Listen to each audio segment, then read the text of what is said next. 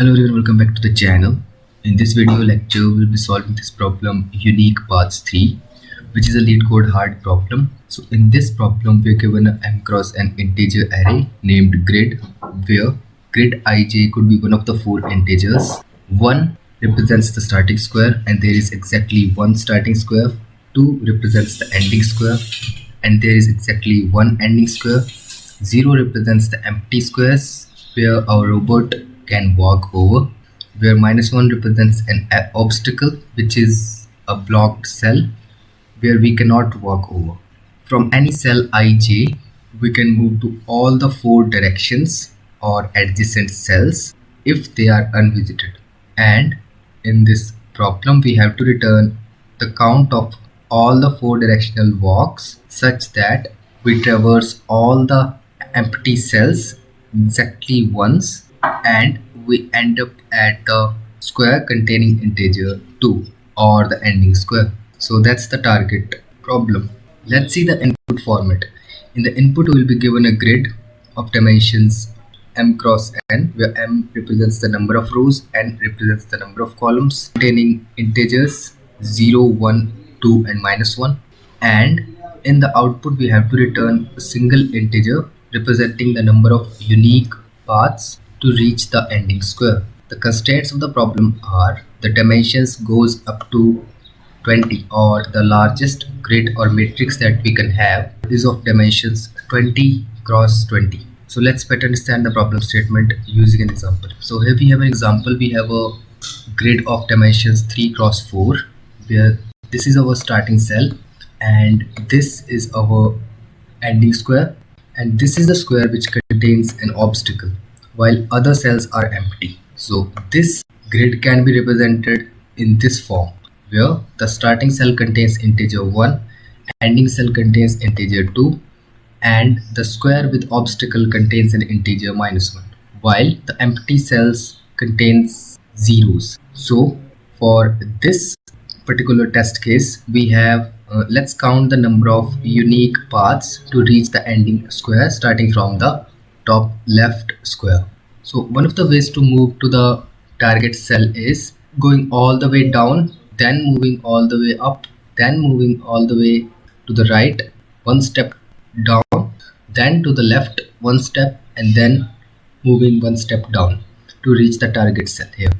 So this is one of the paths to reach the target cell starting from the starting cell. Then another way is way to the right, then one step down, then all the way to the left, one step down, then finally landing at the target cell.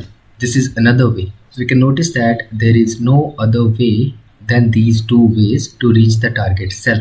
Hence the answer for this problem input test case is 2.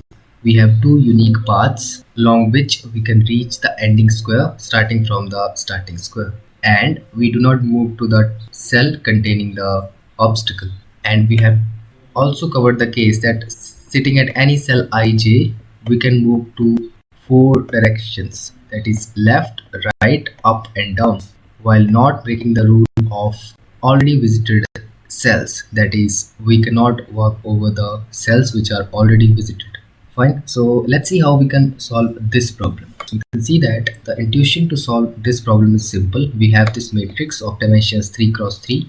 This can be represented in the form of a graph where each node represents a cell, and these nodes are connected by an edge, where the connected nodes are adjacent nodes or adjacent cells in this matrix, and the weight of these edges is 1 because we just take one step to move from one cell to its adjacent cell.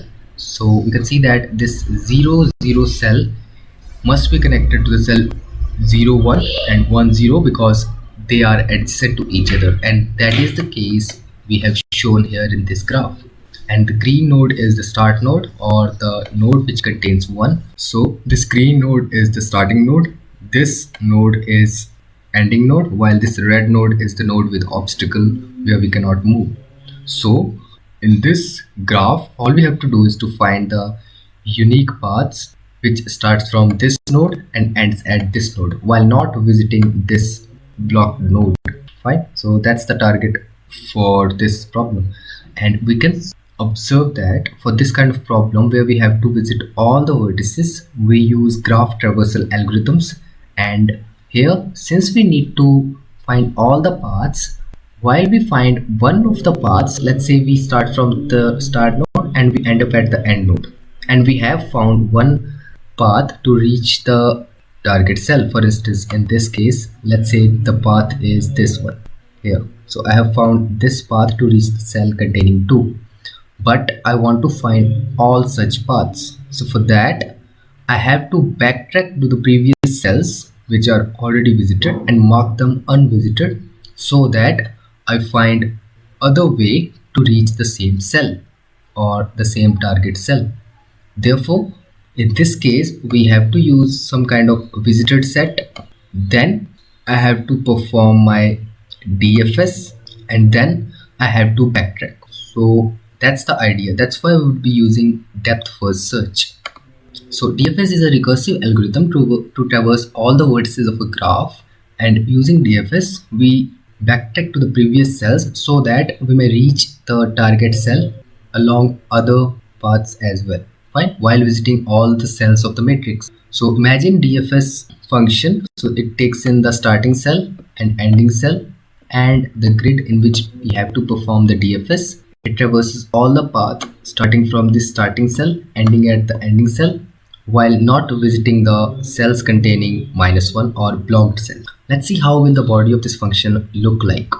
So here you can see that we have this answer variable. It is 0. It contains the number of unique paths that we have in the matrix, while this is the direction vector which is used to navigate to the 4 directions: left, right, up and down. Then this is the unique paths function which gives me the number of unique paths that I have in this grid.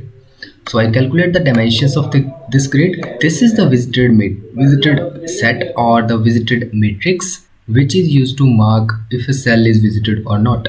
Then here in this loop I extract my starting and ending cell, fine, and then I call my DFS function, and this function will simply update this answer variable, and the answer will finally contain the number of unique paths that I have in the matrix, and I will return that answer right from here. So all I have to do is to check how this DFS function is working. So here is the DFS function, and I calculate the dimensions of the grid.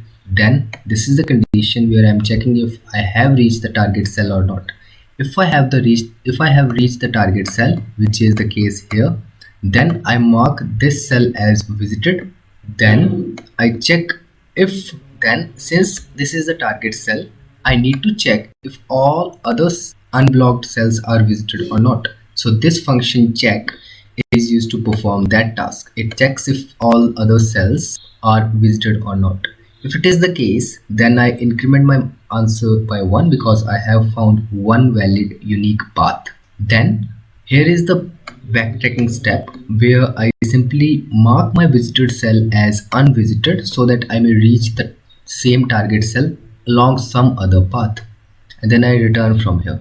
If it is not the case, this is some intermediate cell, then I mark this cell as visited.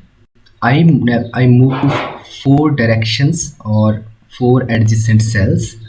I check if any of the adjacent cell is not within the boundary of the matrix, so I move out of the boundary, or it is some starting cell, or it is already visited.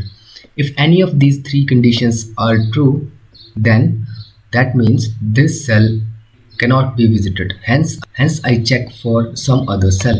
Otherwise, if this cell is a valid cell and I can move to this cell, then I call my DFS function for this new cell while passing the coordinates of this new cell in this DFS function so that I may reach the target cell along other path. Fine. After I have explored this path which contains this cell ij here, I simply unmark this cell as unvisited. I simply mark this cell as unvisited so that I may reach the target cell along some other path. So that's the recursive DFS function which I'm using. Let's see the definition of this check function, how this is working. So here is this check function. It takes in the grid array and the visited matrix, calculate the dimensions of the grid, Then I iterate over all the cells of the grid and I check if some empty cell is not visited. If it is the case, that means the path along which we have reached the target cell here contains an unvisited cell, unvisited empty cell in the matrix. That means this is not a unique valid path. So I return false from here. Otherwise I return true. Fine. So this is how this function is working. Let's see the time and space complexity for this problem. As we all know that the time complexity for performing DFS in a grid is n cross m, where n represents the number of rows and m represents the number of columns. Let's discuss the time and space complexity for this solution.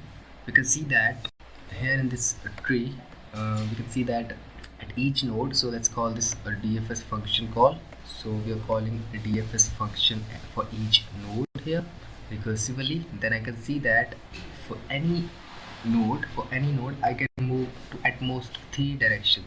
For instance, for example, take this node.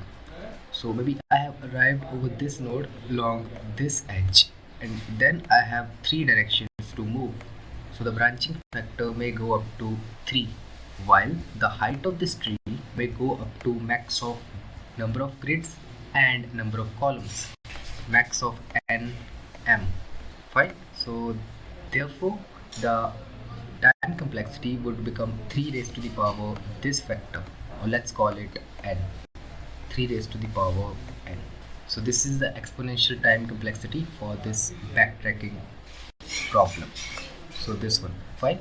While the space complexity or the auxiliary space used is constant, we are not using any of the while the auxiliary space used is constant, but the stack space consumed would be big of n. Fine, because these are the number of function calls that we can have in the worst case. Fine. So let's see the implementation for this problem. So here we will be implementing our solution. This is the solution. So I declare my variable to store the final answer and the direction vectors which will be used to navigate to the 4 directions.